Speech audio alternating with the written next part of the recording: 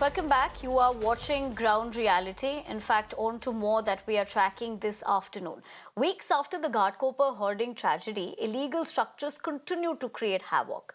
Now, things are going south, quite literally, in Chennai's Tambaram. Now, the Tambaram Municipal Corporation has been cracking down on illegal hoardings in the area.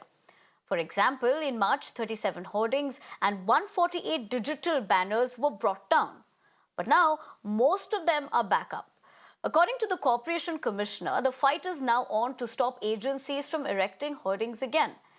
The Commissioner said that they've been erected without a structure stability certificate or consent from necessary departments, including the Electricity Board, the Police and the Public Works Department.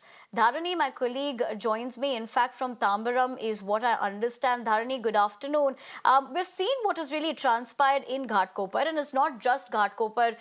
In fact, we've seen it in several instances across the country. But since you're reporting from Tambaram, what is the ground reality like? If you could also show us around, and what are you picking up so far considering the situation?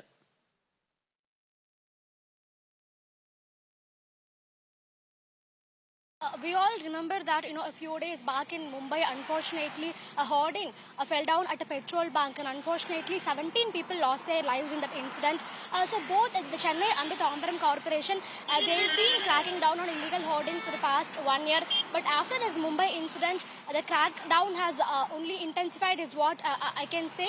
In fact, right now, I'm standing in the Tambaram highway, and behind me, you can see several hoardings by private companies. So these hoardings are said to be illegal. In fact, just a few minutes back, one of the hoardings there, the banner from the hoarding that was removed by a few people. So what we understand as per Tamil Nadu urban local body rules is that according to section 302B, every hoarding must have a structural stability certificate from a grade 1 structural engineer. But most of these hoardings that are established, be it in Chennai or in Tambaram, these do not stability certificate, and the corporations, be it the Chennai Corporation or the Tambaram Corporation, they are particularly cracking down on these hoardings which do not possess a structural stability certificate. And at that side also, if you look there, that is a residential area. Houses and shops, they are predominantly located over there, and we can also see a lot of private hoardings present over there. Of course, and one more thing that we have to remember as far as the hoarding crackdown is concerned is that when the government authorities they try to crack down on the hoardings, in most cases they only remove the banner, and the metal frame that is holding the hoarding, that is kept intact. The metal frame is not removed, only the banner is removed.